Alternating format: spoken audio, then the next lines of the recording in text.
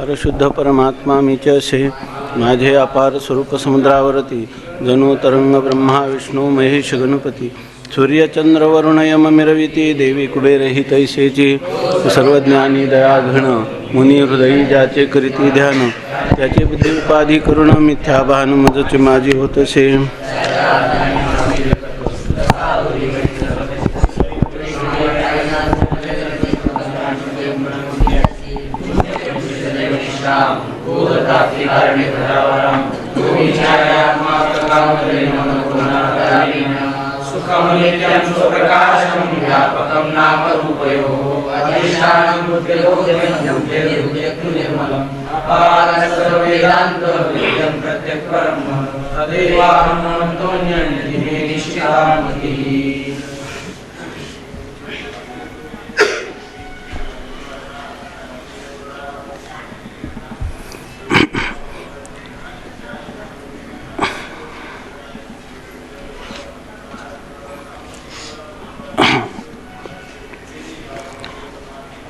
शिष्यांनी दोन प्रकाराने सांगितलं की स्वप्नातील श्रीपुत्राधिक स्वप्नामध्ये सुखदुःखाला हेतू असतात, जागृतीमध्ये ते सुखदुःखाला हेतू होत नाही किंवा त्यांचा काही उपयोग होत नाही, त्यांचा अभावच होऊन जातो. म्हणून या ठिकाणी ते मिथ्या आहेत असा माझा निश्चय झाला.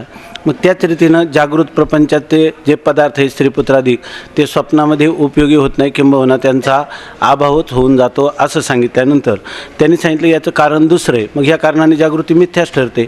मग त्यांनी सांगितलं माझं कारण दुसरं आहे की एका जागृतीतून मनुष्य जेव्हा दुसऱ्या जागृतीत येतो त्यावेळेला त्या पहिल्या जागृतीतले पदार्थ दुसऱ्या जागृतीत जसेच्या तसेच असतात, परंतु एका स्वप्नातले पदार्थ दुसऱ्या स्वप्नामध्ये नसतात.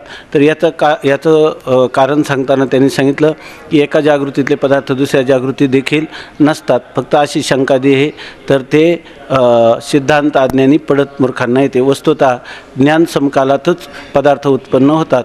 ज्ञानाचा नाश झाल्याबरोबर पदार्थाचाही नाश होतो. ज्ञान उत्पन्न झाले की पदार्थ उत्पन्न होतात. त्यामुळे ते ज्ञान आणि पदार्थ ह्या दोघांची युगपतच उत्पत्ती होत असते. हा वाद आहे दृष्टी सृष्टीवाद. दृष्टी म्हणजे ज्ञान आणि सृष्टी म्हणजे जगत. ज्ञानाबरोबरच ही सृष्टी उत्पन्न होते. अशा रीतीनं दृष्टी सृष्टीवादाने त्याची संगती सांगितली. तरीसुद्धा शिष्याच्या अंतःकरणात एक शंका राहिली.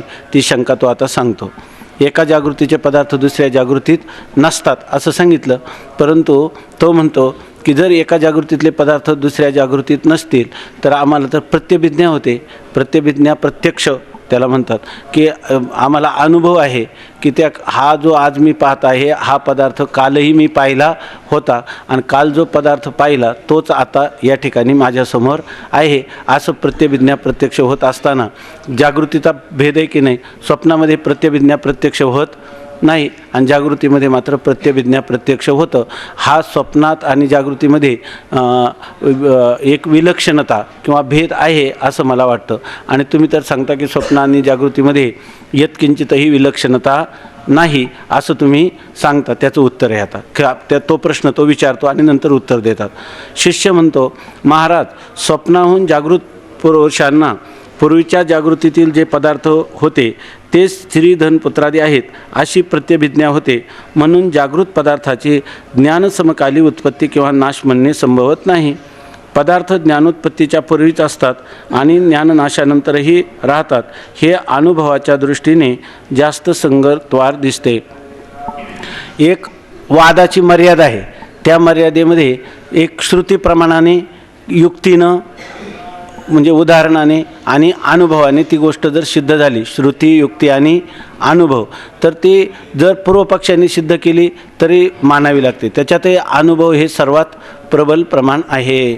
अनुभव कशाला म्हणतात? स्मृतीहून भिन्न, बरोबर ना. स्मृतीहून भिन्न असणाऱ्या ज्ञानाला अबाधित अर्थाला विषय करणारं असं जे ज्ञान त्याला अनुभव असं म्हणतात. तर तो म्हणतो की इथं तर असं होतं की स्वप्नाहून जागृत पुरुषांना पूर्वीच्या जागृतीत जे पदार्थ होते तेच श्रीधन पुत्रादी आहेत अशी प्रत्यभिज्ञा होते.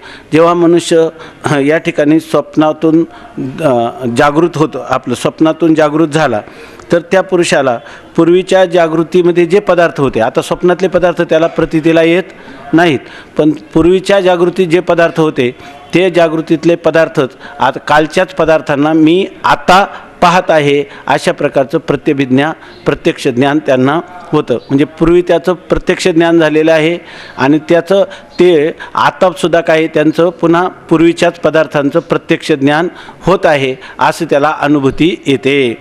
म्हणून जागृत पदार्थाची ज्ञान समकाली उत्पत्ती किंवा नाश म्हणणे संभवत नाही.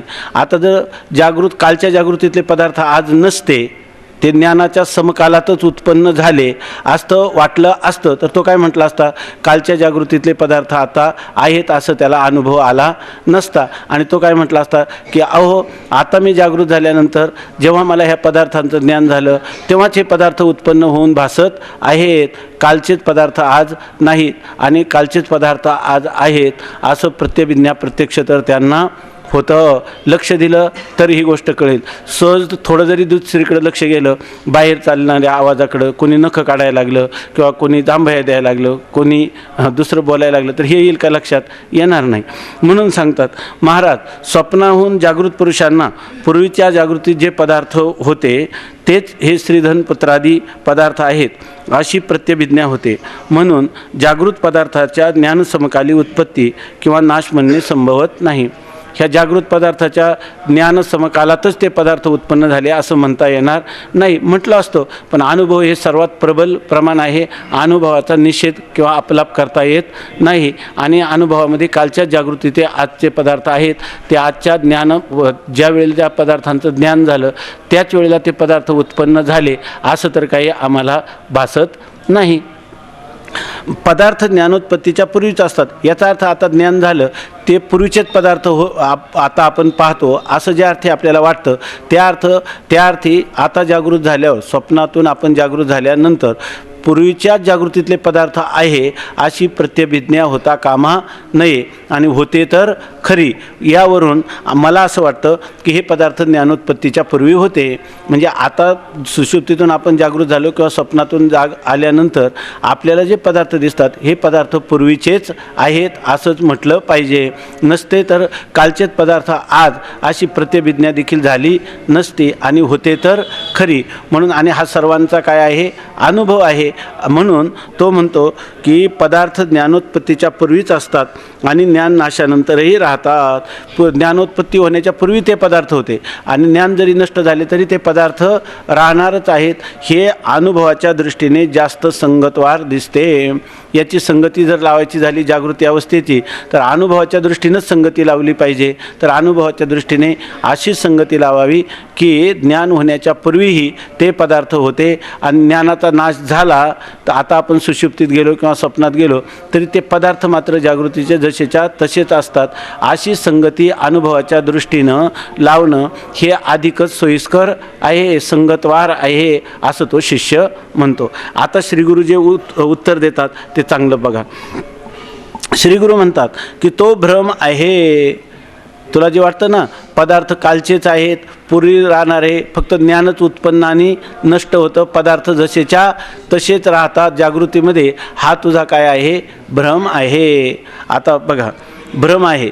स्वप्न पदार्थही ज्या क्षणी दिसतात त्याच क्षणी उत्पन्न होतात असे असूनही स्वप्नकाली सर्वांना हे पर्वत समुद्रादी पदार्थ माझ्या जन्माहून पूर्वीच उत्पन्न झालेले आहेत व माझ्या पश्चातही अनंतकाल राहणार अशी बहुतकाल स्थिरतेची भ्रांती होते. आता तो काय म्हणतो? स्वप्न हे प्रत्यभिज्ञा प्रत्यक्ष ह्याच्यामध्ये होतं, कुठं? जागृत अवस्थेमध्ये होतं. म्हणून ती अवस्था काय आहे? सत्य आहे किंवा ती स्वप्नाहून विलक्षण आहे. का? प्रत्यभिज्ञा प्रत्यक्ष होते. कालचा माझ्या अगोदर हा पदार्थ होता, माझ्या नंतरही राहणार आहे, मध्ये फक्त त्या पदार्थाचं ज्ञान उत्पन्न होतं आणि नष्ट होतं, अशी जी तुझी समजूत आहे हा एक प्रकारचा भ्रम आहे. स्वप्नामध्ये मात्र तू म्हणतो की स्वप्नामध्ये प्रत्यभिज्ञा प्रत्यक्ष होत नाही आणि जागृतीमध्ये प्रत्यभिज्ञा प्रत्यक्ष होतं. समजा स्वप्न मिथ्या आहे तर त्याने अगोदर कबूलच केलेलं आहे. पण आता जर आम्ही तुला सांगितलं स्वप्नामध्ये सुद्धा असंच वाटत असतं की ज्ञान समकालातच पदार्थ उत्पन्न होतो असं नसून हा पदार्थ पूर्वी आहे आणि तो पदार्थ ज्ञान नाशानंतरही राहणार आहे, असंच तुझ्या स्वप्नात देखील असंच भासत असतं, तरीसुद्धा स्वप्न मिथ्याच असतं की नाही. म्हणजे प्रत्यभिज्ञा प्रत्यक्ष जरी होत असलं तर स्वप्नात जर तुला प्रत्यभिज्ञा प्रत्यक्ष होतं असं आम्ही सिद्ध केलं तर तू म्हणशील की नाही स्वप्नामध्ये जसं प्रत्यभिज्ञा प्रत्यक्ष होतं तर ते मिथ्या आहे. जागृतीमधले सुद्धा प्रत्यभिज्ञा प्रत्यक्ष हे सुद्धा काय आहे, प्रत्यभिज्ञा प्रत्यक्ष ज्यांचं होतं ते सगळे पदार्थ काय आहे, मिथ्या आहे. आणि प्रत्यभिज्ञा प्रत्यक्ष ज्ञान होतं हा सुद्धा तुझा काय आहे, भ्रम आहे असं तुला कळेल. त्यासाठी सांगतात तो भ्रम आहे. कसा स्वप्न पदार्थ ज्या क्षणी दिसतात त्या क्षणी उत्पन्न होतात. स्वप्नातले पदार्थ ज्या क्षणी आपल्याला दिसतात प्रतिकाली ते उत्पन्न होतात. हे तर तू कबूल केलं की नाही. का ते पदार्थ असतात अगोदर, नसतात, नंतर राहतात का, नाही. तरीसुद्धा म्हणतात हे पर्वत समुद्रादी पदार्थ माझ्या जन्माहून पूर्वीच उत्पन्न झालेले आहेत व माझ्या पश्चातही अनंत काल राहणार अशी बहुतकाल स्थिरतेची भ्रांती होते. तुला स्वप्नात पर्वत दिसतो की नाही. स्वप्नात पर्वताचं ज्ञान होतं ना, तो पर्वत कधी उत्पन्न झाला, जेव्हा पर्वताचं ज्ञान झालं तेव्हाच उत्पन्न झाला. पण तुला असं वाटतं का तिथं हा पर्वत आता उत्पन्न होऊन ज्ञान समकालात भासतो. तुला उलट असं वाटत असतं की हा पर्वत हिमालय पर्वत आहे, हा कितीतरी ऋषीमुनींनी तपस्या केलेली आहे, हा पर्वत माझ्या अगोदर आहे, माझं आयुष्य किती आहे, शतायुष्य मानव देह, मी गेलं तरी हा पर्वत राहणार आहे आणि तो बहुतकाल स्थिर आहे असं तुला वाटतं की नाही. बहुतकाल म्हणजे तो माझ्या अगोदर आहे, नंतर राहणार आहे, फक्त ज्ञान समकालातच तो उत्पन्न झाला असं तुला वाटतं का, नाही. परंतु हा भ्रम आहे की नाही. तोच पदार्थ त्याच ज्ञान समकालातच उत्पन्न झाला की नाही. कुठलं सांगतोय तुला आम्ही, हे स्वप्नातलं सांगतो. तरी तो प्रत्यभिज्ञा प्रत्यक्ष होतं की नाही. तिथं सुद्धा वाटतं काल मी हिमालयात जो फेरफटका मारला किंवा गेल्या वर्षी त्याच हिमालयात मी आज फेरफटका मारत आहे, हिमालय तोच आहे. अशा प्रकारचा बहुत काल स्थिर स्वरूपाची प्रतीती होते की नाही. कुठं होते, स्वप्नामध्ये. म्हणून ज्या अविद्येने मिथ्या पर्वत समुद्रादी उत्पन्न केले त्या अविद्येपासूनच त्या पदार्थाच्या ठिकाणी बहुत कालाची स्थिरता आणि स्थिरतेची प्रतीती अनिर्वचनीय उत्पन्न होते. परंतु आता त्या ठिकाणी झालेलं तुम्हाला पर्वताचं ज्ञान, बरोबर, ते कोणामुळं झालं, अविद्येमुळं. कुठं, स्वप्नामध्ये अविद्येमुळं झालं.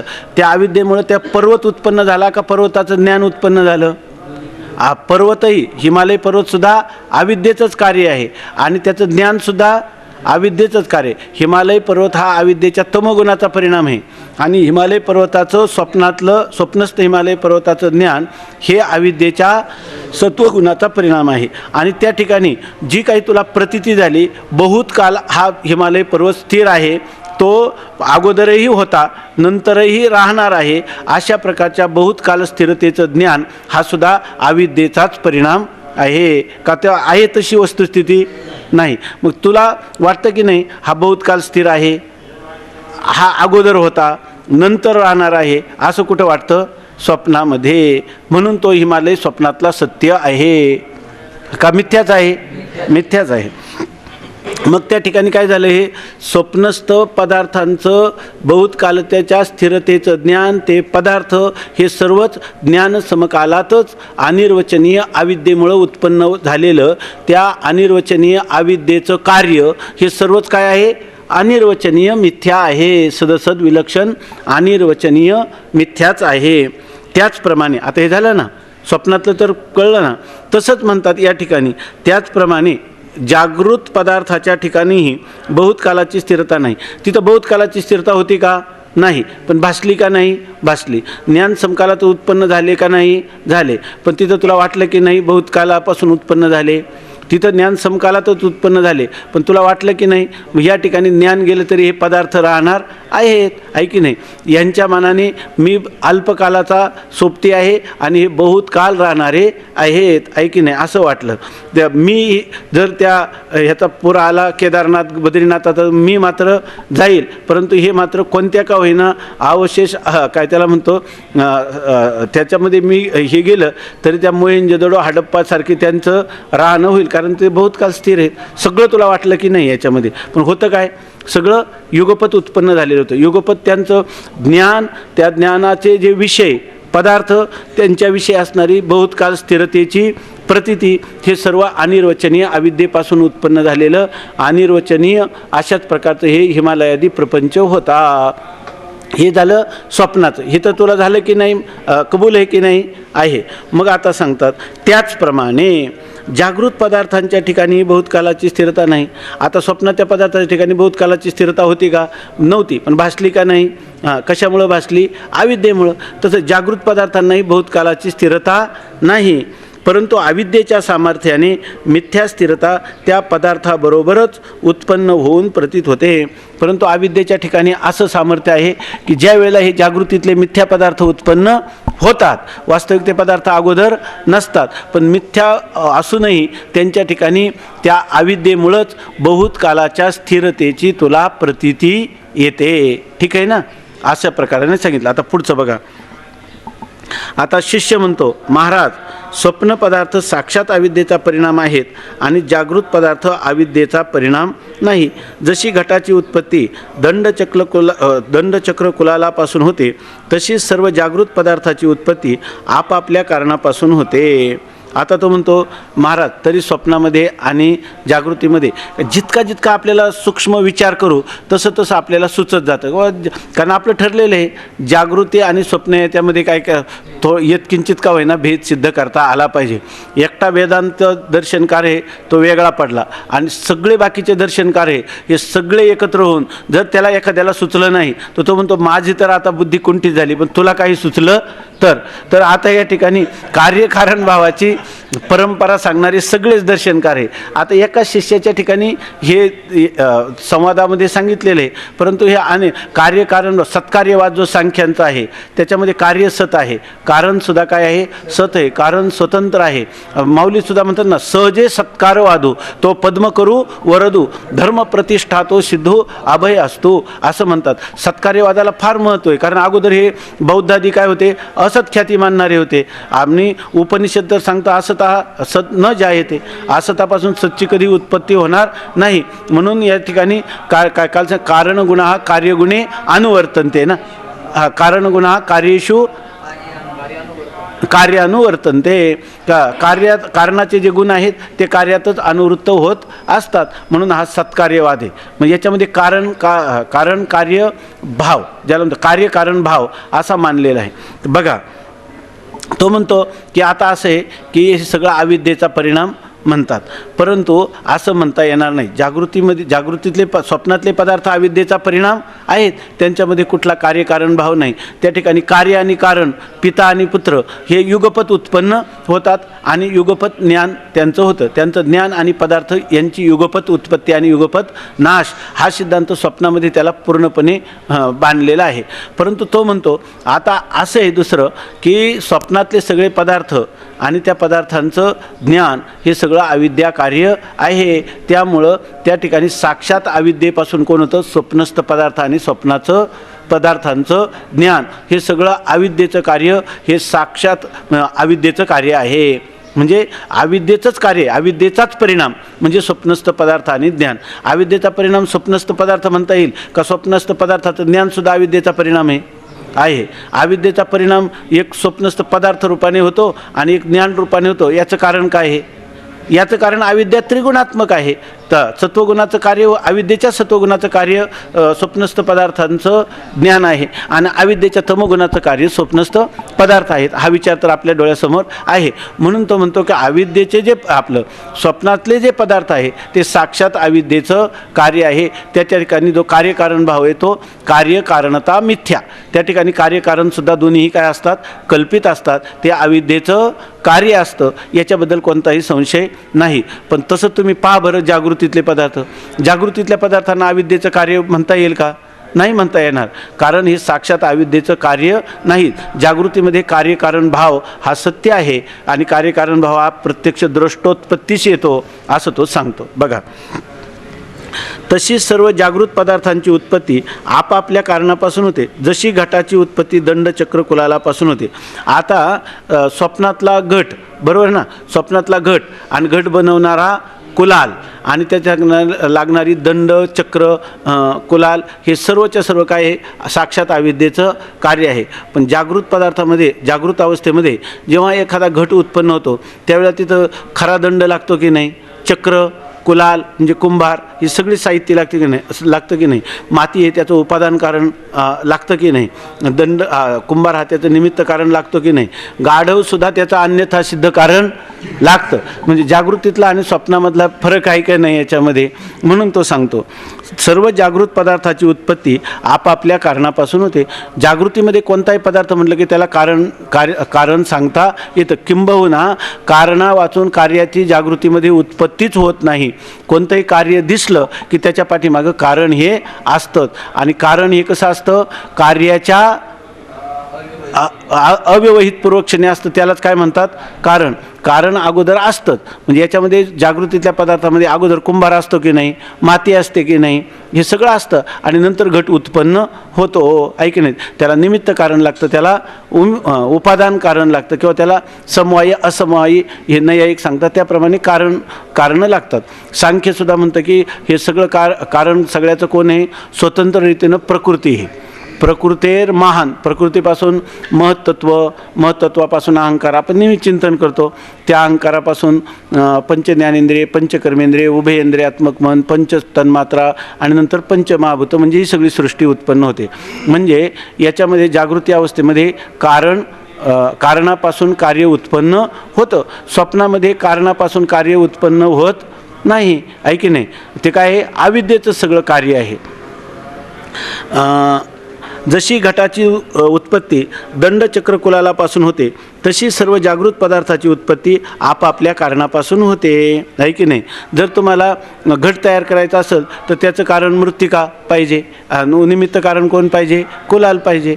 जर तुम्हाला पट उत्पन्न करायचं असेल तर तिथं काय पाहिजे, ते धोटा आणि विणकर काय पाहिजे, निमित्त कारण पाहिजे, आहे की नाही. आणि तंतू हे त्याचं काय आहे, उपादान कारण आहे. म्हणजे कोणतंही कार्य आपापल्या कारणापासून निर्माण होतं असं जागृतमध्ये दिसतं. जागृत पदार्थ जर साक्षात अविद्येचा परिणाम असते तर प्रथम आकाश नंतर वायू अशा क्रमाने पंचभूतांची व पंचकृत भूतांपासून सर्व ब्रह्मांडाची उत्पत्ती श्रुतीमध्ये सांगितली नसते. आता जागृत पदार्थ हे जर केवळ अविद्येचंच कार्य आहे तर काय सांगितलं असतं वेदाने. आता कोणतं प्रमाण घेतलं त्यांनी, श्रुती प्रमाण पुढं करतो आणि तो सांगतो की जागृत पदार्थ साक्षात अविद्येचं कार्य नाही, स्वप्नस्थ पदार्थ साक्षात अविद्येचं कार्य आहे. बरं, मी हे काय मनाने म्हणतो किंवा मला केवळ तुमच्याशी वाद करायचा आहे का वितंडा करायचा आहे असं नाही. आपलं वाद म्हणजे जल्प करायचा नाही, वितंडा करायचा नाही. आम्हाला काय करायचं आहे, तुमच्याशी वाद करायचा आहे की नाही. आता पाहिलं आपण, कालही पाहिलं आजही पाहिलं, तर वादाचा हा प्रश्न आहे. ह्या वादातून जेणेकरून वादे जायते तत्वबोधा, जेणेकरून मला यथार्थ ज्ञान व्हावं, जागृती आणि स्वप्नातल्या विलक्षणता कशी आहे, मला का वाटतं त्याविषयी मी तुम्हाला, बरं हे मी मनाने सांगतो असं नाही किंवा माझ्या बुद्धीनं मी अनेक प्रकारचे विकल्प किंवा तर्काने सांगतो असं नाही.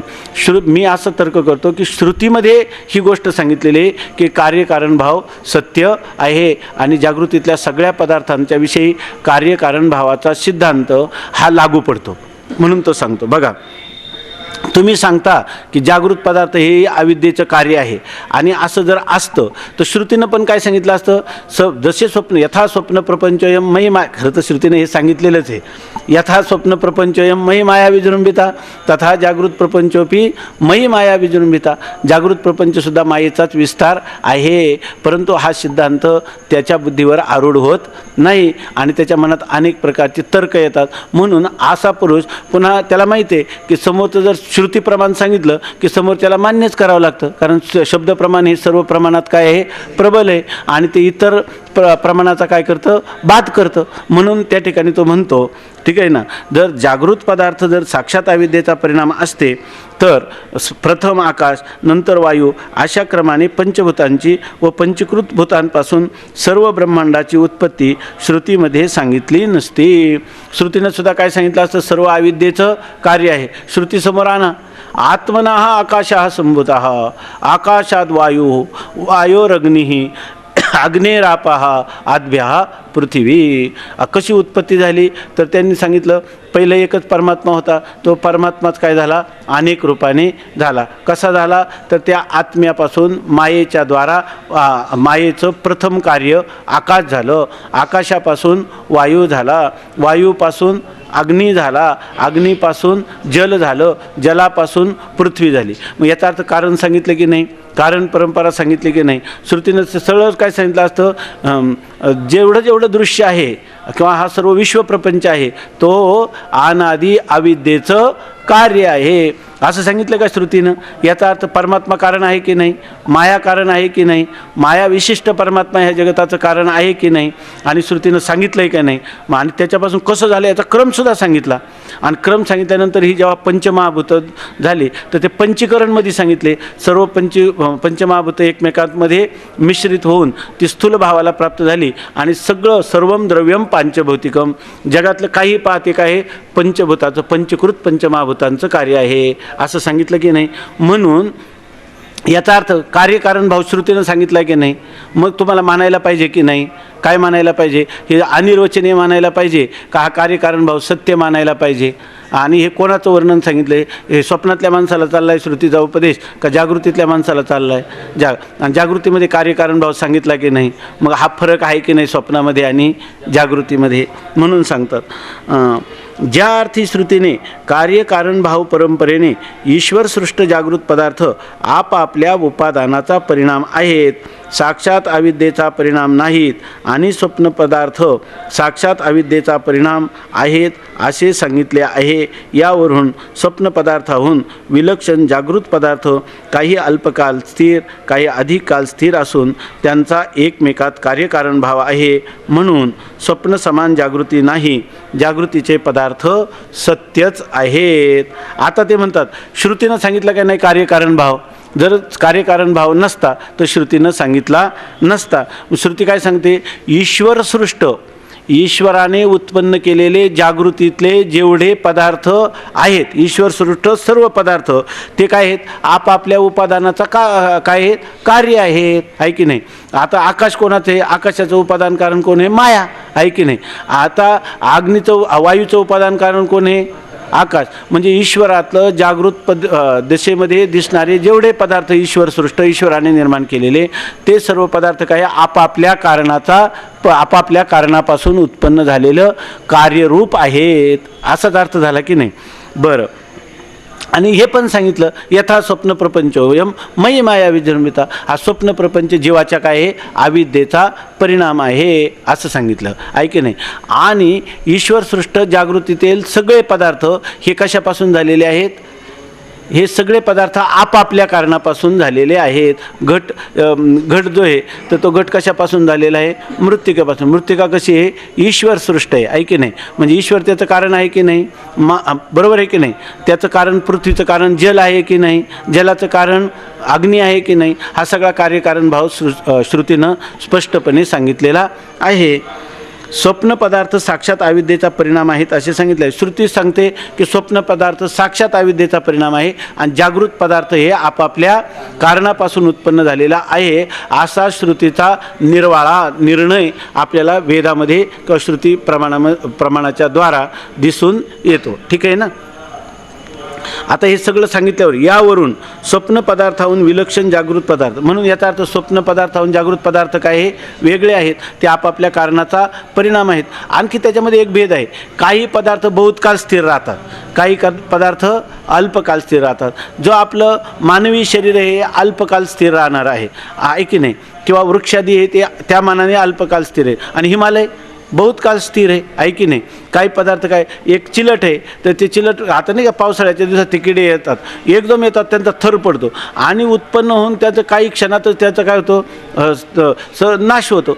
ते स्थिर आहेत पण किती अल्पकाल आहे. त्याच्यापेक्षा मानव आहे की नाही, त्याच्यापेक्षा कमी कोण आहे, कमी पशु पक्षी आहे की नाही, चिलट हे काय आहे अल्पकाल स्थिर आहेत. आणि त्याच्या मानाने जर पाहिलं अश्वत्थामा कसा आहे बहुत काल स्थिर, चिरंजीव आपण असं म्हणतो. हे सगळं कुठे आहे जागृत दशेमध्ये. मग स्वप्नापेक्षा भेद आहे की नाही, अर्थात आहे. यावरून स्वप्न पदार्थाहून विलक्षण जागृत पदार्थ काही अल्पकाळ स्थिर, काही अधिक काळ स्थिर असून त्यांचा एकमेकात कार्यकारण भाव आहे, म्हणून स्वप्नासमान जागृती नाही. मग स्वप्नाप्रमाणे जागृती म्हणता येईल का? स्वप्नाची वेगळी अवस्था आहे की नाही? स्वप्न मिथ्या आहे आणि त्याच्या विलक्षण असणारी ही जागृती अवस्था, अर्थात ती अवस्था सत्य आहे असं होतं. असं कोण बोलून राहिले? गुरुजी आहे की नाही? हां, असं कोण म्हणतो? शिष्य म्हणतो.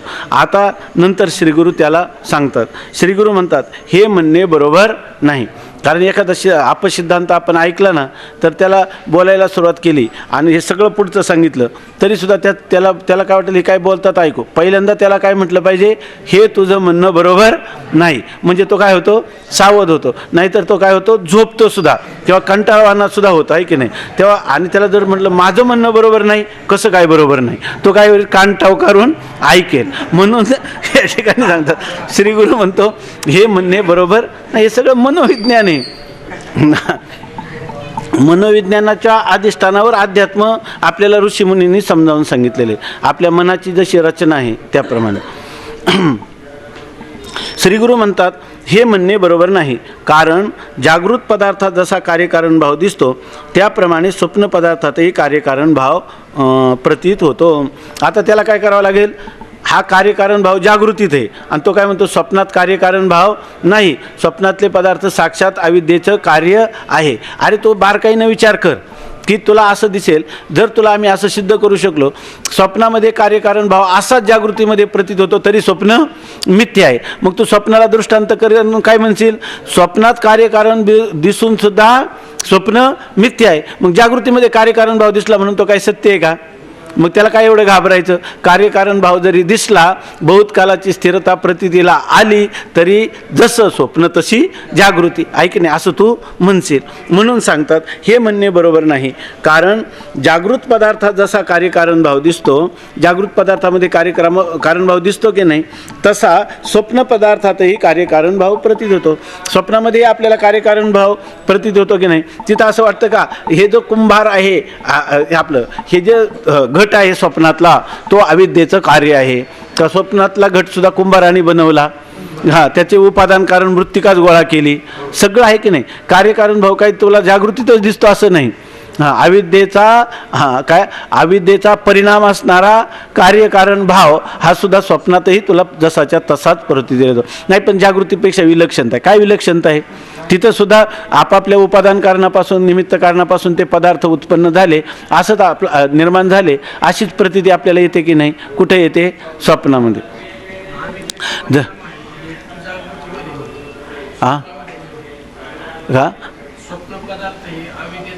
स्वप्न पदार्थ हे अविद्येचा परिणाम आहे असं तू काय म्हणतो?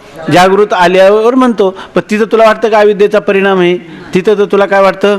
हे सुद्धा आपापल्या कारणापासून निर्माण झाले. तिथलं आकाशात जर तू पाठात बसला असतील स्वप्नात तर तिथं सुद्धा हेच रटणार तो. काय? आत्मनः आकाशा संभूतः, आकाशात वायोर अग्नी, कार्यकारण भावच मानून म्हणणार की नाही तिथं सुद्धा. आणि जागा झाल्यावर तू म्हणणार की तो कार्यकारणता मिथ्या, व्यापकता मिथ्या.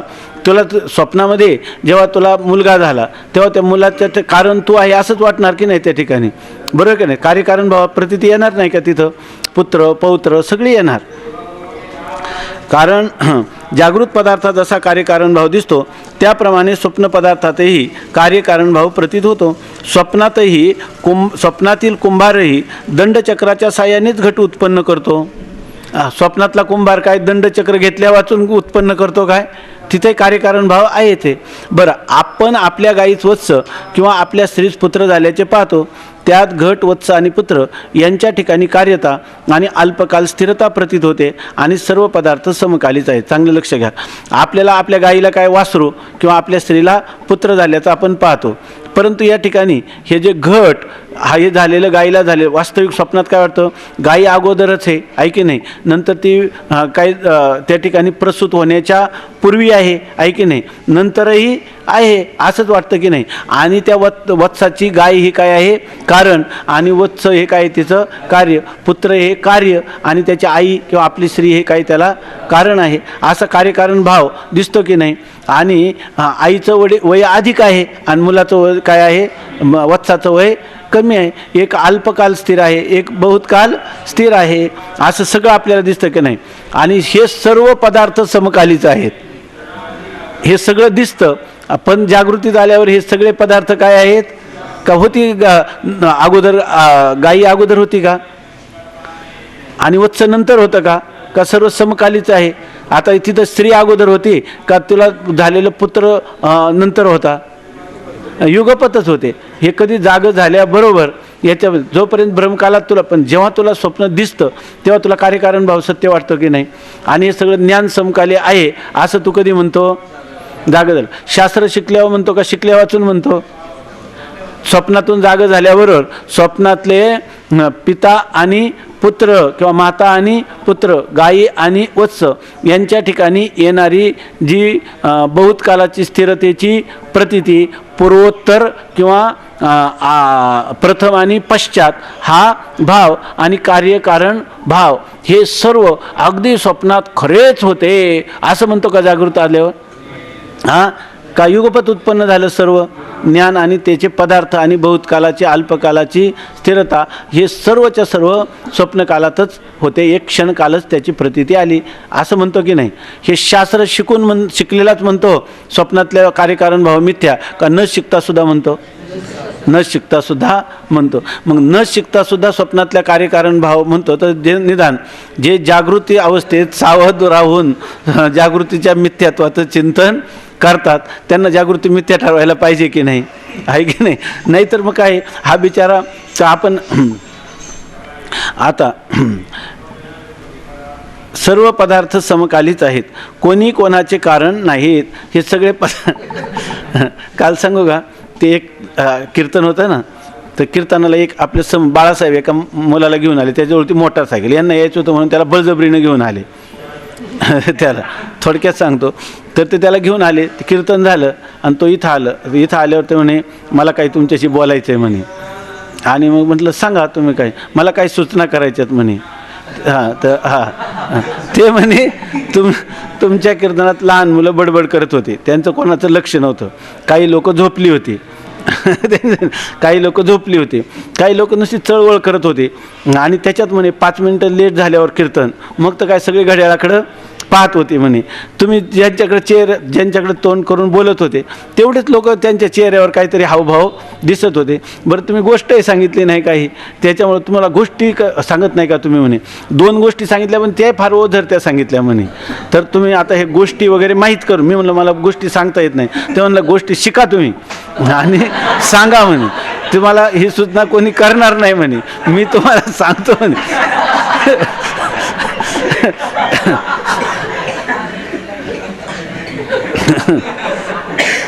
ते म्हणे तुम्हाला एवढं लक्षात नाही का, सारखे फोनमध्ये वाजत होते, लाईट कोणीतरी घालवीत होतं कीर्तन दावा म्हणून, तरी तुमच्या ध्यानात आलं नाही. म्हणजे खरोखर सांगतो मी रात्रीचं तुम्हाला. आणि आपल्याला काय कोणाचं लक्षातही नाही, कोणाचे फोन आले का वाजले, मग त्याने ऑफ केले, लोकांनी त्याच्याकडं पाहिलं का आपल्याकडं पाहिलं, याचं काय आपण आपल्या शब्द आपल्या पुढं असतात. ते म्हणे तुम्ही फक्त कन्या पुत्र त्याचं काहीतरी जरा वेगळं सांगितलं, तेवढं बरं वाटलं म्हणे. आणि त्याला कन्या झाली परवात म्हणून त्याला तेवढंच बरं वाटलं. आता जाग झाल्यानंतर ते सांगतात कोणी कोणाचे कारण नाहीत, घट गाय वत्सादिकांची व त्यांच्या कारणांची अविद्याच उपादान कारण आहे. आता स्वप्नातल्या पदार्थाचे जे घट त्याचं कारण असणारं कुलाल आहे की नाही, वत्स त्याचं कारण असणारी ती धेनू आणि त्यांच्या ठिकाणी दिसणारी बहुतकाल स्थिरतेची प्रतीती, हे सगळं कोणाचं कार्य आहे? अविद्येचं कार्य आहे. आता बघा हे झालं का स्वप्नातलं. तसेच कारण काय करायचं, स्वप्नाला दृष्टांत करायचा आणि तोच निकष किंवा तोच अवच्छेदक तो कुठं लावायचा?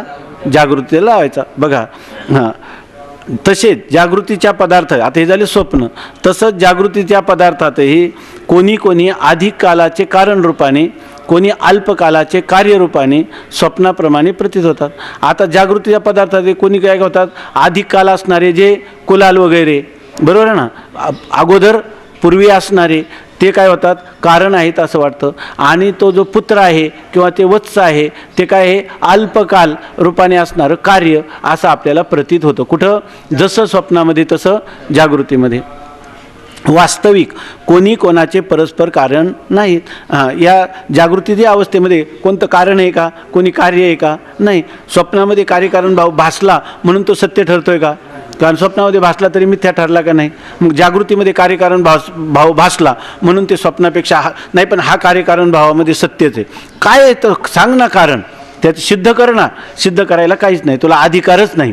स्वप्नामध्ये कार्यकारण भाव दिसत असूनही बहुतकालाची स्थिरता, अल्पकालाची स्थिरता, त्यामुळं कार्यकारण भावाची कल्पना हे सगळं होत असूनही जागृतीमध्ये त्याला सत्य म्हणण्याचं आत्तापर्यंत अनादिकालापासून मानवी सृष्टीत कोणाचंही धाडस झालं नाही आहे. रामानुजाचार्याचं धाडस झालं म्हणजे काय, ते प्रायश्चितादी कर्म वगैरे सांगतात, पण त्यांना खरं अंतरंगात जाऊन विचारलं, तुम्ही खरंच स्वप्नाला सत्य समजता का, असं म्हटलं तर ते सांगतील का, नाही. थोडक्यात सांगतो, एक करपात्रीजी महाराजांनी एक, मला वाटतं कोणतरी राधासुद्धा किंवा भागवतसुद्धा, आणखीन काय तिसरं ते भक्तीसुद्धा, कुठंतरी एका ठिकाणी त्यांनी लिहिलेलं आहे की हे रामानुजाचार्य, वल्लभाचार्य, निंबार्काचार्य, हे थोडक्यात सांगतो, हे सगळ्या आचार्यांनी जे आहे ना आपापली भाष्य लिहिली. ब्रह्मसूत्रावर भाष्य लिहिलं, प्रत्येकाचं वेगळं. गीतेवर भाष्य लिहिलं, आचार्यांच्यावर म्हणजे कडाडून टीका केली, त्यांच्या सिद्धांतावर टीका केली, असं आहे. परंतु सगळ्या प्रस्तांतरेमध्ये ती नाही का नाही, उपनिषद, ब्रह्मसूत्र. पण ब्रह्मसूत्र व्यासाने लिहिलं, पौरुषेय ग्रंथ आहे. गीता भगवंतांनी सांगितली, परंतु ते स्मृती ग्रंथ, पौरुषेय ग्रंथ आहे. अपौरुषेय कोण आहे, उपनिषद, वेदांत. तर सगळ्या टीकाकारांनी ह्या ग्रंथांवर टीका केली. कोणाला तरी उपनिषदावर टीका करायला पाहिजे होती की नाही. आचार्यांना जर आचार्यांचा सिद्धांत, व्यासांचा सिद्धांत जर त्यांना खंडितच करायचा होता, स्वप्न आणि जागृती विलक्षणच आहेत, इतकंच नाही तर जागृतीला उदाहरण करून स्वप्नाला सत्य ठरवणं, आणि हा आपला सिद्धांत आहे, श्रुती, युक्ती आणि अनुभूतीला संमत आहे, असं जर त्यांना म्हणायचंच होतं तर त्यांनी अपौरुषेय, आपलं पौरुषेय ग्रंथाचं चिंतन केलंच की नाही, ब्रह्मसूत्राचं टीका लिहिलीच की नाही, अणुभाष्य वल्लभाचार्यांनी लिहिलेले, श्रीभाष्य रामानुजाचार्यांनी लिहिलेले, आणि खरोखर त्याच्यामध्ये त्यांनी दंडी मुंडी पार आचार्यांना शिव्या दिलेल्या आहेत. मग आता त्यांना फक्त उपनिषदावर करता येत नव्हतं का, बरं कोणाला तरी करायला. ब्रह्मसूत्रावर भाष्य मध्वाचार्यांनी लिहिलेले, पण त्यांनी उपनिषदावर यांच्या कोणाच्या टीका उपलब्ध नाहीत. म्हणून ते म्हणतात, का नाही टीका उपलब्ध. खरं सांगू का, हे सगळे पुरुष जे आहेत ते अवतारी कोटीतले महापुरुष होते. त्यांना हे भक्ती सिद्धांत जतन करण्यासाठी कोरडं असणारं जे परोक्ष शाब्दिक ब्रह्मज्ञान, याच्यावर कडाडी टीका करून त्याच्यापेक्षा भक्ती सिद्धांतात रमलेले लोक कधीतरी ज्ञानाचे अधिकारी होतील म्हणून त्यांनी काय केलं, त्या प्रकारची भूमिका किंवा ते पार्ट, ते सोंग त्यांनी घेतलं होतं. पण जर अपौरुषेय वेदावर आपण आपल्या बुद्धीला प्राधान्य देऊन लिहू तर त्यांनी सांगितलं, हातात घेतलेली लेखणी थरारली, म्हणजे त्यांचं ताकद झाली नाही त्याच्यावर लिहायचं, कारण हे भगवंताचं मत आहे, हे खरंच आहे, हे तो सुद्धा काय. म्हणून त्यांनी लिहिलं आहे की सर्व आचार्य हे सर्वज्ञ होते, सर्वज्ञ होते ना, ब्रह्मज्ञ होते. जगत मिथ्यात्वाचा त्यांना सिद्धांत पटलेलाच होता, अशा प्रकारची स्थिती. परंतु लोक काय, बराच विषय थोडक्यात सांगतो की आपण दिवसा जे चिंतन करतो तेच रात्री येतं की नाही. मग स्वप्नाला जर सत्य ठरवलं, स्वप्नाचं जर तुम्हाला प्रायश्चित्त सांगितलं तर तुम्ही काय करतात, स्वप्नामध्ये सुद्धा पाप मानता की नाही. मग याचा अर्थ जागृतीमध्ये तुम्हाला पापाचे संस्कार पाहिजे की नाही, म्हणजे हे पाप आहे, हे पुण्य आहे असं कळेल का नाही तुम्हाला. आणि जर जागृतीतच जर तुम्ही पाप टाळाल आणि पुण्यकर्म करायला लागाल तर स्वप्नात सुद्धा काय होईल, तुम्हाला पुण्यकर्मच कराल, आहे की नाही. अशा प्रकारचा एक मनोविज्ञानावर अधिष्ठित असा त्यांचा हा भाव आहे. या सगळ्या गोष्टी आपण समजून घेतल्या पाहिजे त्याच्यामध्ये. त्यामुळे कोणत्या आचार्यांविषयी आपल्याला म्हणजे अभावना किंवा त्यांच्याविषयी त्या चुकीचं आहे असं म्हणण्याचं काही कारण नाही. लक्षात आलं ना. आता इथलं पहा मात्र, आता म्हणतात की कुठं आलं होतं आपलं, यावरून स्वप्न पदार्थाहून विलक्षण इकडं आलं होतं नाही का, जागृत पदार्थात जसा कार्यकारणभाव दिसतो त्याप्रमाणे स्वप्न पदार्थातही कार्यकारणभाव प्रतीत होतो. स्वप्नातील कुंभारही दंडचक्राच्या साह्यानेच घट उत्पन्न करतो. तसेच आपण आपल्या गायीस वत्स किंवा आपल्या स्त्रीस पुत्र झाल्याचे पाहतो, त्यात घट, वत्स आणि पुत्र यांच्या ठिकाणी कार्यता आणि अल्पकाल स्थिरता प्रतीत होते आणि हे सर्व पदार्थ समकालीच आहेत, कोणी कोणाचे कारण नाहीत. घट, गाय, वत्सादिकांची व त्यांच्या कारणांची अविद्याच उपादान आहे. सगळ्यांचे उपादान कारण कोण आहे? घट असो, गाय असो, वत्स असो, सगळ्यांचे उपादान कारण कोण आहे? अविद्याच आहे, कोणत्या स्वप्नस्थ पदार्थाचे. तसेच जागृतीच्या पदार्थातही कोणी अधिक कालाचे कारण रूपाने, कोणी अल्पकालाचे कार्यरूपाने स्वप्नाप्रमाणे प्रतीत होतात. वास्तविक कोणी कोणाचे परस्पर कार्यकारण नाही. काय आहे कार्यकारण? जागृतीचे सर्व पदार्थ साक्षात अविद्येचे कार्य आहेत आणि जागृतीतले पदार्थसुद्धा काय? साक्षात अविद्येचंच कार्य आहेत आणि स्वप्न पदार्थसुद्धा साक्षात अविद्येचंच कार्य आहेत. आणि ज्या क्रमाने श्रुतीमध्ये सृष्टी सांगितली आहे तेथे सृष्टीक्रमाच्या प्रतिपादनाचा श्रुतीचा अभिप्राय नाही, फक्त अद्वैत बोध व्हावा एवढाच अभिप्राय आहे. आता तुम्ही म्हणता मग श्रुतीनं सांगितलंच कशाला? श्रुती माता आहे, ऐकी नाही, आपल्या बालकाचं जेणेकरून कल्याण होईल असे सिद्धांत प्रतिपादन करते. मग श्रुतीनं सुद्धा मुख्य सिद्धांत वेदांताचा सांगायला पाहिजे होता. जसे स्वप्नातले पदार्थ हे साक्षात अविद्येचं कार्य आहेत, त्याप्रमाणे जागृतीतले पदार्थसुद्धा साक्षात अविद्येचं कार्य आहे. बरोबर आहे ना? हे सांगायला पाहिजे होतं की नाही? पण सांगितलं का? उलट आत्मना आकाशा संभूतः असं सांगितलं. त्याचं कारण सांगतात की या ठिकाणी कार्यकारण भाव श्रुतीला सांगण्याचं तात्पर्य नाही. तरी पण त्यांनी कार्यकारण भाव का सांगितला? तर जो मुमुक्षु आहे, तर ज्या मुमुक्षुला मध्यम असणारा जो मुमुक्षु आहे त्याला लय चिंतनाच्या द्वारा आपल्या आत्मस्वरूपाचं ज्ञान करून घेता यावं म्हणून लय चिंतनासाठी हा क्रम सांगितलेला आहे कार्यकारण भावाचा. आपण जेव्हा लय चिंतन करतो, आता 5वा तरंग गेला ना, आकार, उकार, मकार, जागृती, स्वप्न सगळं बघून घ्या. थोडक्यात सांगतो की आपल्याला असं वाटतं की हे लय चिंतन कसं करायचं. त्याच्यासाठी सांगितलं हे सगळे सृष्टीतले सगळे पदार्थ हे पृथ्वीला सोडून आहेत का? विश्वातले. बरोबर आहे ना? मग ही सगळी पृथ्वी कुठून उत्पन्न झाली? जलामध्ये. एका जागेवर बसायचं आणि त्यातून चिंतन करायचं की सगळी पृथ्वी जलामध्ये लीन झाली. असं तर करता येईल की नाही? विचाराचा प्रांतात आपलं बुद्धी कुंठित झाली. पण आता जर श्रद्धापूर्वक शास्त्राने सांगितलं, श्रुतीनं सांगितलं ना, आत्म्यापासून आकाश उत्पन्न झालं, हा जो क्रम आहे ह्या क्रमाच्या उलट चिंतन करायला श्रुती सांगते. म्हणजे तुमची काय होईल? ब्रह्मस्वरूपाच्या ठिकाणी स्थिती होईल. कसं करायचं? जणू काय करायचं नाही, नाही तर तुम्हाला पृथ्वीला पाण्यामध्ये बुडवायचं, असं करायचं नाही. तत्र आशिनाः संभवात, ब्रह्मसूत्रामध्ये एका जागेवर बसवायचं आणि चिंतन करायचं, जणू काही सगळी पृथ्वी आता काय झाली? जलामध्ये लीन झाली. आपण अनेक वेळा चिंतन केलेलं आहे. आता गेल्याबरोबर वास्तविक पृथ्वी तुम्ही फक्त समजलं, भावना केली तरीसुद्धा बघा, आपले एखाद्याचं घर आहे पडकं झालेलं आहे, त्याच्याविषयी आपल्याला चिंता लागली की नाही? आपल्या जमिनीचं बाळासाहेबांचं कोर्टात चालू आहे, त्यांना झोप येत नाही का म्हणून की ही जमीन कोणाची आहे? आपली आहे की नाही? पण आता जमीनच जर पाण्यात लीन झाली तर आता जमिनीची चिंता सुटली की नाही? मग श्रुती प्रमाणाचा उपयोग आहे का नाही? आदबेहा पृथ्वी आहे की नाही? आता पाणी कोणाच्या विहिरीच्या बरोबर वाद आहे की नाही? त्या पाईपलाईनचा वाद आहे, बरेच चालू असतात ना. पण पाणी जर आता अग्निरूपच झालं, आग लागली त्या पाण्याला, आता पाण्याचा वाद कुठं राहिला आहे की नाही? इलेक्ट्रिसिटी बोर्डाचा वाद आहे की नाही? ही लाईट कोणी घेतली, लाईट बिल का भरलं नाही, सबमीटर काय झालं, अनेक शेजाऱ्यांचे भाडेकऱ्यांचे वाद आहेत. पण जर तो लय चिंतन करायला लागला तर चिंता संपली की नाही? तसंच वायू, आकाश आहे की नाही, आणि आकाशाचं कारण माया, असं एकेकाला काय केलं? लैक चिंतन करीत गेला. आणि आत्मना हा आकाशा संभूता, मायाद्वारा ती माया कुठे? ब्रह्मस्वरूपाच्या ठिकाणी लीन केली, तर खाली कोण राहिलं? फक्त ब्रह्मस्वरूप. असा त्यांचा काय आहे? उद्देश. म्हणून श्रुतीनं हे कार्यकारण भाव सांगितलेला आहे. तसेच जागृत पदार्थाच्याही कोणी काय आपलं काय जागृतीचे सर्व पदार्थ साक्षात अविद्येचे कार्य आहेत आणि ज्या क्रमाने श्रुतीमध्ये सृष्टी सांगितली आहे तेथे सृष्टीक्रमाच्या प्रतिपादनाचा श्रुतीचा अभिप्राय नाही, फक्त अद्वैत बोध व्हावा एवढाच अभिप्राय आहे. श्रुतीचा अभिप्राय काय? सगळं लय चिंतन करता करता खाली कोण राहील? अद्वैत स्वरूप असणारं फक्त ब्रह्म, हा श्रुतीचा अभिप्राय आहे. आपल्याला तो काय बोलतो यापेक्षा वक्तुर इच्छा तात्पर्यम, वक्त्याचा अभिप्राय काय आहे हे आपण जाणून घ्यावं. सर्व पदार्थ परमात्म्याचे विवर्त आहेत आणि जो ज्याचा विवर्त असतो तो तत्स्वरूपच असतो. आता हे दररोजच आपल्याला 5वीला पुजलेले सिद्धांत आहेत याच्यामध्ये, की ते सांगतात सर्व पदार्थ परमात्म्याचे विवर्त आहे. सर्व पदार्थ परमात्म्याचे विवर्त आहे की नाही? म्हणजे अधिष्ठानाच्या विपरीत स्वभावान आणि अन्यथा रूप, आणि त्यांची सत्ता भिन्न आहे का एक आहे अधिष्ठानाची आणि त्या विवर्त पदार्थांची? भिन्न आहे की नाही? त्यांची सत्ता आहे प्रातिभाषिक किंवा व्यावहारिक, जागृतीतल्या पदार्थांची व्यावहारिक, स्वप्नातल्या पदार्थाची प्रातिभाषिक, आणि चैतन्याची सत्ता अधिष्ठाना चैतन्याची पारमार्थिक, आहे की नाही? मग हे अन्यथा रूप आहेत की नाही आणि विपरीत स्वभावानं आहेत की नाही?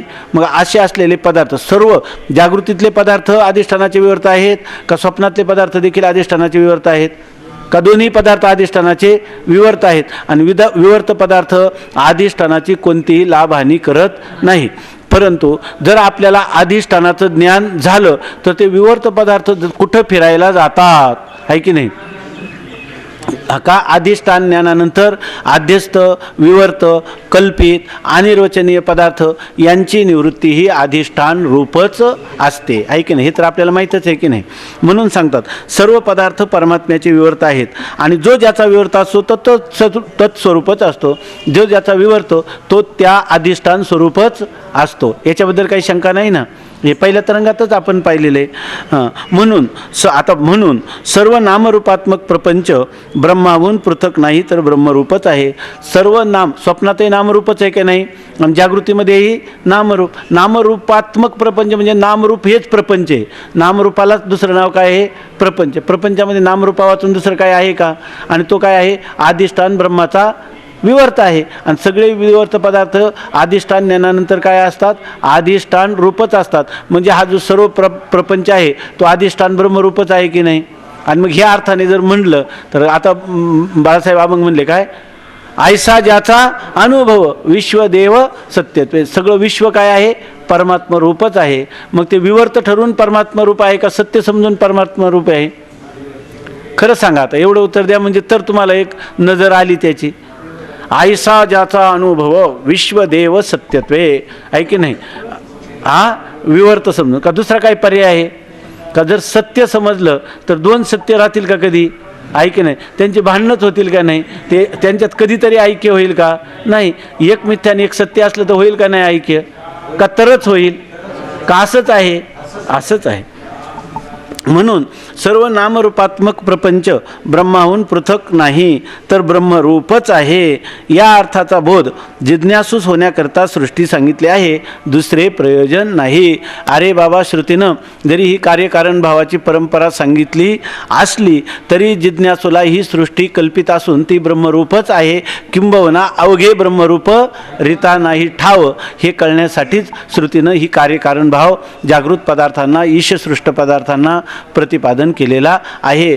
ते सांगण्यात तो कार्यकारण भाव सत्य आहे, जागृतीतले पदार्थ सत्य आहेत आणि स्वप्नसृष्टी मात्र अनिर्वचनीय आहे हे सांगण्यात तात्पर्य नाही.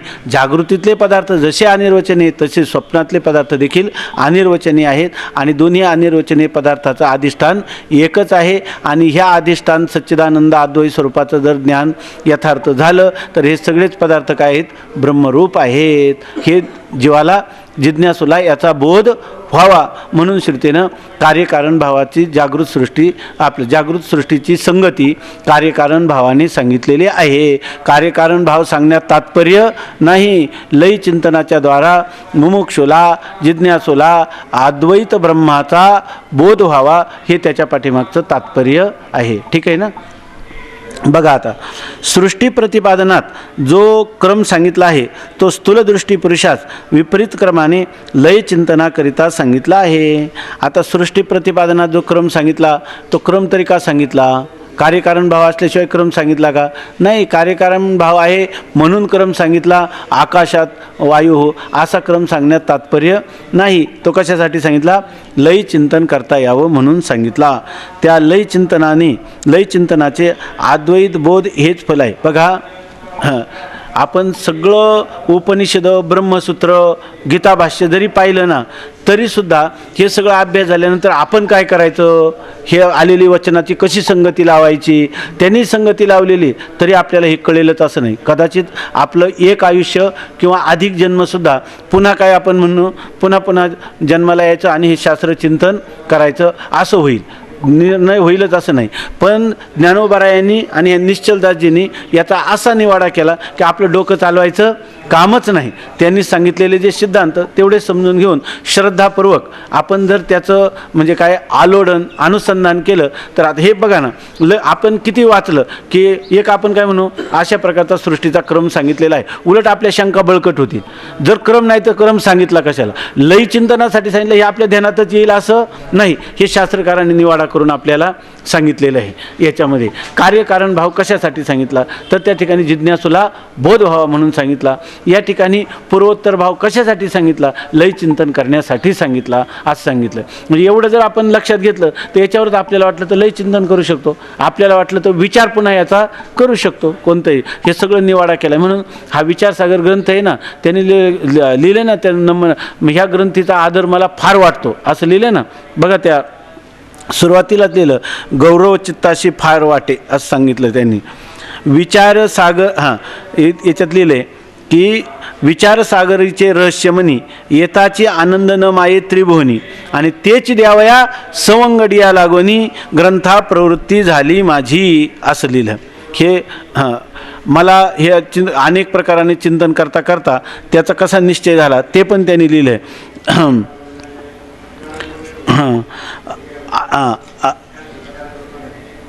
इथं निश्चल दासे ए पदीचा हाची अर्थ असे साचा मनोनी त्याची ग्रंथाचा गौरव चित्ता फार वाटे. माझ्या चित्ता त्याचा फार आदर वाटला आणि त्याच्यापासून मला जो लाभ झाला तो माझ्या सवंगड्याला द्यावा म्हणून माझी प्रवृत्ती झाली असं निश्चलदासजींनी प्रथम मंगलाचरणामध्येच सांगितलेलं आहे. तसं आहे बघा. आता बरं लय चिंतन केलं, लय चिंतनाने तरी काय प्राप्त होईल? तुम्ही मगा सांगितलं, मी मगा सांगितलं हे त्याचं फल नाही. तुम्ही म्हणाल जमिनीच्या वादाचं चिंता लागली होती जो झोप आली, हे त्याचं फल नाही. त्याच्यातून करता करता कुठं झालेलं आपल्याला अद्वैत तत्वाचा बोध व्हावा हेच याचं काय आहे तात्पर्य. अगोदर जे सांगितलं ते विनोदाने सांगितलं. तेवढा लाभ काय आजच्या काळात थोडा नाही. आहे की नाही? ह्या काळात तोही लाभ फार थोडका नसे, आहे की नाही? तो सुद्धा फार मोठा आहे. कारण झोपेच्या गोळ्या घेण्यापेक्षा ते खूपच चांगले आहे की नाही? त्या लय चिंतनाचे अद्वैत बोध हेच फल आहे. याकरिता क्रमकथनामध्ये श्रुतीचा अभिप्राय नाही. श्रुतीचा अभिप्राय क्रमाने चिंतन सांगणं किंवा कथन करणं हे त्याचा अभिप्राय नाही. आणि वस्तुतः सृष्टीमध्ये क्रमही नाही. आणि खरोखर क्रम आहे का? नाही. सगळे ईशसृष्ट जागृतीतले पदार्थ हे अनिर्वचनीयच उत्पन्न होऊन प्रतीतीला येतात. त्यांच्यात क्रम पूर्वोत्तर भाव हा मुळातच नाही. सर्व पदार्थ आणि त्यांचे ज्ञान एका अविद्येपासून युगपत उत्पन्न होतात. सगळे पदार्थ आणि पदार्थाचे ज्ञान केवळ अविद्येपासून युगपत एक समवायावर छेदे करून उत्पन्न होतात. आणि त्याच अविद्येपासून परस्परामध्ये पूर्वोत्तर भाव आणि कार्यकारण भाव स्वप्नाप्रमाणे जागृतीच्या पदार्थात मिथ्या प्रतीत होतात आणि अविद्येपासून उत्पन्न होतात. आणि त्या अविद्येपासूनच पूर्वोत्तर भावसुद्धा अविद्येमध्ये, कार्यकारण भावसुद्धा अविद्येमध्ये. जसा स्वप्नामध्ये पूर्वोत्तर भाव आहे की नाही, कार्यकारण भाव आहे की नाही, अविद्येचं कार्य आहे की नाही, तसंच या ठिकाणी होतं. जागृतीच्या पदार्थात स्वप्नाप्रमाणे मिथ्या प्रतीत होतात. जागृतीच्या पदार्थातही ते मिथ्या कार्यकारण भाव किंवा क्रम आपल्याला प्रतीतीला येतो. मग खरं सांगा, हे जर आपल्याला कळलं तर आपण स्वप्नातल्या पदार्थाची चिंता करतो की जागृतीतल्या पदार्थाची चिंता करणार नाही? बघा, हे जर आपल्याला यथार्थ आता कळलं असेल तर आपण स्वप्नातल्या पदार्थाची चिंता करतो का जागृतीतल्या पदार्थाची चिंता करणार नाही? आता काय बरं, आता मी पुन्हा एकदा सांगतो, पुन्हा वाक्य ऐका. जर घाईनं बोलला असेल तर मी सावकाश बोलतो. जर आपल्याला आता ही गोष्ट कळली असेल, आहे की नाही, तर आपल्या जीवनात आपण आता स्वप्नाच्या पदार्थाची चिंता करू का जागृतीतल्या पदार्थाची चिंता करणार नाही? अहो, स्वप्नातल्या पदार्थाची चिंता आपण करीतच नाही. करीतच तर आता जागृतीच्या पदार्थाची चिंता करणार नाही. त्याचा क्रम दिसला तरी आपल्याला वाटेल का? कार्यकारण भाव दिसला तर वाटेल का? देशकाल कारण असल्या तो दिसलं तरी वाटेल का? काहीच वाटणार नाही. त्याची उपयुक्तता आली नाही तर काय आली तर वाटेल का नाही? जागृतीतल्या पदार्थाची उपयुक्तता आहे, स्वप्नातल्या पदार्थाप्रमाणे यांचं स्वरूप तरी पण असं. मग आता झालं का नाही काम आपलं? झालं ना. पण जोपर्यंत शिष्य बोलत नाही तोपर्यंतच झालं. आता शिष्य बोलला नाही नाही, ऐकायचं असलं तर आपण वंदनीय, केवळ आता बसलंय त्याला कशाला मध्ये सोडून द्यायचं, किंवा वक्त्यालाही गिऱ्हाईक टिकलं पाहिजे, वाईट वाटू नये म्हणून बसले तर फार चांगली गोष्ट आहे, पण आवश्यकता म्हणून बसलं नाही पाहिजे, आहे की नाही. आता शिष्य म्हणतो बघा, शिष्य म्हणायला लागले आपल्याला वाटतं बरोबर का, हे एक माझ्या मनात होतं, पण मी एवढा बारीक विचार केला नव्हता अजून. आता तो शिष्य म्हणतो, महाराज, सृष्टी उत्पन्न होण्यात जर मुळीच क्रम नाही तर विरुद्ध क्रमाने लय चिंतनार्थ सृष्टीचा क्रम सांगितला असे कसे म्हणता येईल, आणि साधकाने तरी मुळीच नसलेल्या पदार्थाचे चिंतन किंवा ध्यान करावे कसे. श्रुती काय आहे, श्रोतृहित हितैषिणी असं तिथं कुठंतरी असं विशेषण दिलेलं आहे. श्रोत्याच्या हिताच्या कल्याणाची कामना करणारी अशी श्रुती आहे. आणि तुम्ही तर काय सांगता, जागृत प्रपंचामध्ये क्रम तर नाही, आणि श्रुतीनं कशासाठी सांगितला, लय चिंतनासाठी. श्रुती खोटी पडेल ना, जिथं क्रमच नाही तिथं श्रुतीनं काय सांगितला, लय चिंतन करावं म्हणून का होईना, पण खोटंच सांगितलं की नाही, नसलेला क्रम सांगितला की नाही. आणि बरं, जो क्रम नाहीच आहे समजा श्रुतीनं सांगितला, पण तो नसलेला क्रम साधकाने तरी लय चिंतन करावं का, आणि अशा प्रकारच्या ह्या क्रमाला मान्यता द्यावी का, त्याच्यावर श्रद्धापूर्वक ते लय चिंतन करावं तरी कसं, ऐका करणं योग्य नाही, अशी शंका. आता ही शंका पण आपल्याला येते की नाही. आता याच्यामध्ये काय तर्क केला आहे का त्यांनी, काही तर्क श्रुतीप्रमाणाने सांगितलं ना म्हणता तुम्ही, ठीक आहे गोष्ट, पण महाराज, सृष्टी उत्पन्न होण्यात जर मुळीच क्रम नाही तर विरुद्ध क्रमाने लय चिंतनार्थ सृष्टीचा क्रम सांगितला आहे, क्रम तर नाही आणि लय चिंतनार्थ सांगितला असे कसे म्हणता येईल, असं तात्पर्य तुम्हाला कसं काढता येईल. आणि साधकाने तरी मुळीच नसलेल्या पदार्थाचे चिंतन किंवा ध्यान करावे कसे. आता जे पदार्थ मुळीच नाहीत, आकाशादी सृष्टी, आणि त्यांचं ध्यान करीत करीत अलक्ष, काय त्याला काय म्हणतो, अलख निरंजन, त्याच्यापर्यंत जायचं तरी कसं, आहे की नाही, अशी शंका येईल की नाही. मग आता ह्या शंकेचं उत्तर देतात खऱ्या अर्थाने दृष्टी सृष्टीवादाने. जर आता ही पुढचं परिच्छेद जो आहे 20वा परिच्छेद, हा जर आपल्याला चांगला लक्षात आला तर आपल्याला 6व्या तरंगाचं बरंचसं तात्पर्य लक्षात आलं, पुढचा ग्रंथ लागायला सोपा आहे. म्हणून एवढ्या बाबतीमध्ये आता थोडासा बारकाईनं विचार करायचा. उद्या पाहू. पुंडलिक वरदा हरी विठ्ठल, श्री ज्ञानदेव तुकाराम, ज्ञानेश्वर महाराज की जय.